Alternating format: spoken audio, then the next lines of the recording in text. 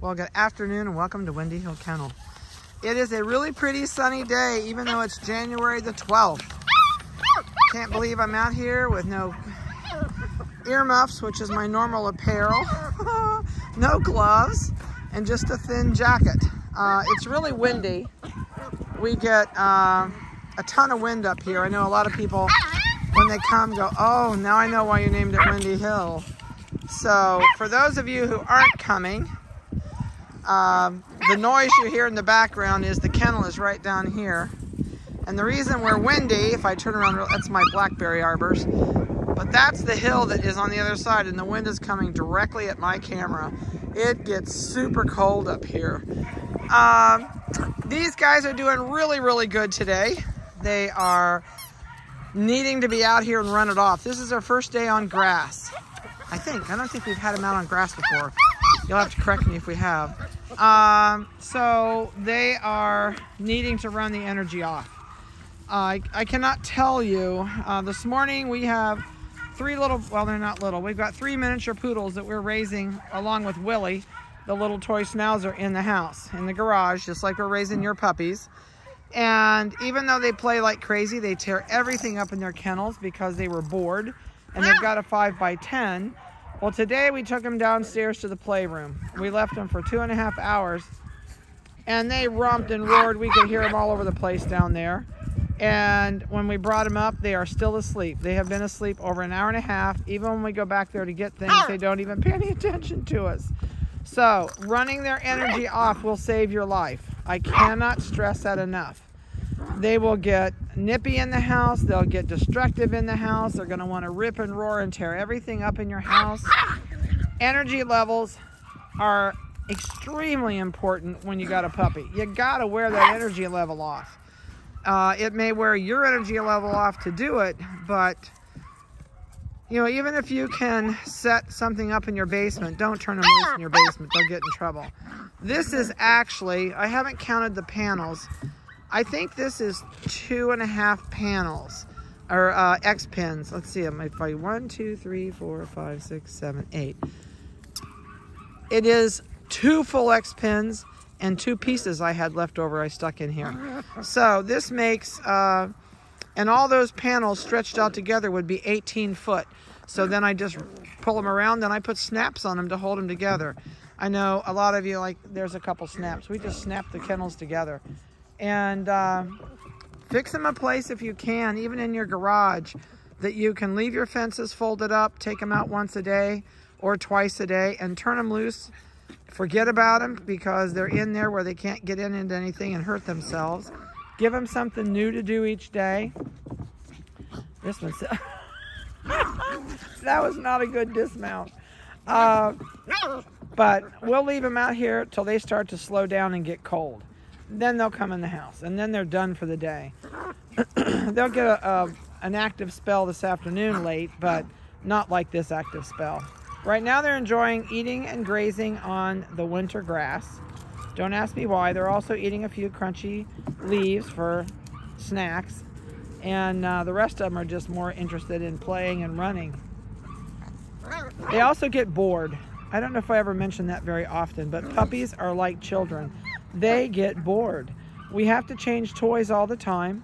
We left the toys out here from Libby's litter. No, Stella's litter was out here first. We left the toys out here because they haven't seen these. Whoops, T-boned that poor girl. And so these are things they haven't seen that they'll play with, or they won't. They may or may not. They're so happy to be out here and run in the grass, they may not play with the toys for a while. And then again, like that one is, may play with the toys. Who knows? All right, so Vanessa was kind enough to do weights and microchip numbers and collar colors and all that. These guys are 6 weeks, 5 days old today. Next Thursday, I am putting 18 of them in my expedition and going to the vet. It's always an experience with 18 puppies in the kennels in the back of my car. Sometimes they're quiet. Sometimes I take earplugs. Sometimes I take one of those headphones like my husband mows the yard with so I can listen to the radio and not them. Excuse me. So I'm going to get started, and I'm going to zoom out a little bit so you can watch them while I do weights. I can't keep track of them while I do this. 9756 has a neon green collar. It's a male, weighs 6 pounds, 5 ounces. It's a chocolate merle. 9757 has a royal blue collar on, and it is a male, weighs 6 pounds, 7 ounces. It's a chocolate party. 9760 is a light blue collared male, weighs 6 pounds, 6 ounces. It's a chocolate phantom. 9759 is a red collar female, weighs 6 pounds. It's a chocolate merle. She's the tank laying there in the middle of the toy. Oh, she's out. 9765 is the neon orange collared female. She weighs 5 pounds. She's a chocolate merle party. She's got her head under the little tyke on the left-hand side. 9764 has a pink collar on. It's a female. She weighs 4 pounds, 12 ounces. So that puts her as the winner of the smallest puppy in the litter. She's right there with the neon pink collar, thinking she'd like to get in on that fight. But she thinks, oh, she's going to give him a quick nip and then run. Uh-oh. She picked on the wrong one. That's the turquoise collar that's just, oh, she's going back. She figures she can whip him. Who is this? This is neon green right here. Taken off. Whoop. And there's the chocolate merle female. And there's the phantom with the turquoise collar going through the little tykes the wrong way. That's cheating.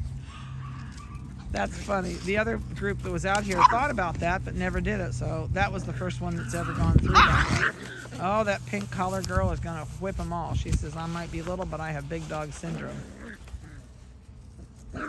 Oh, they're funny. We actually are going to separate them today in different kennels.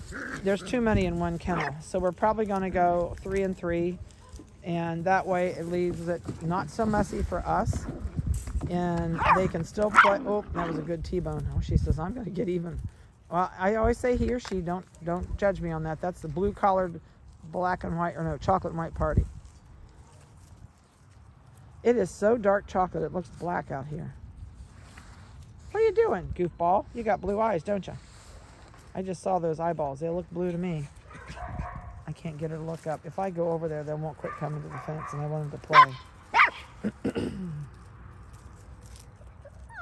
I'm trying to see those eyeballs. Nope, says I'm out. Oh, over he goes. Oh my golly, they are just full of it. They're so much fun at this age. Just fair warning, when you go home, please do not leave them loose in your house when you are not eyeballs on them. When you are not eyeballs on them or you're interacting with them, they should be locked in their kennel. Please do not feel bad that you put them in a crate. Make sure you get a crate that is big enough to accommodate these guys. So I would get at least a 36 minimum, or I would go up to a 42 or 44. Because if you work and you're gone all day, also do not feel guilty. I have nurses that work 12-hour shifts. Their dog is home all by itself in a large kennel, and it is just as happy when they get home as it is all day. They change their toys before they go to work. They give them something new. A lot of them, like, I have a nylon rope running in here. Oh, that was a T-bone. And I actually will tie that to their kennel sometimes. Oh, there he goes through the side again. And I tie a knot in the end, and they'll play tug-of-war on that for hours. Or you can take a sock, take a tube sock, drop a water bottle down in it, but take the lid off of it first, so they don't happen to chew a hole in the sock and then get the lid off and swallow it. Makes a great crinkle toy. Oops, crashed this. That was a face plant. There's lots of things you can think of. Raw bones are awesome. I know I just ordered 75-pound of rib bone, and I don't know if I'm going to have extras left for what I'm doing with them, but if I can get another batch of them before you come, let me know if you're interested in taking some rib bones home. Bring a cooler, they'll be frozen. And they will be full-size rib bones, so you may have to cut them in half. They'll be way too big for a puppy, but if you cut them in half, if you've got just a simple Sawzall or a jigsaw, it works great. You can cut it right in half, and that will give that dog hours of chewing. Even if you give them a new bone every day, it's like a new piece of candy oh, they're gonna wrap the rope through the thing. This is an unusual game of tug and war. I love the ropes when I do this because lots of times we'll end up getting a whole group of them to play tug of war. Sometimes not at all, but just something different they haven't had. And that's your, what do I want to say?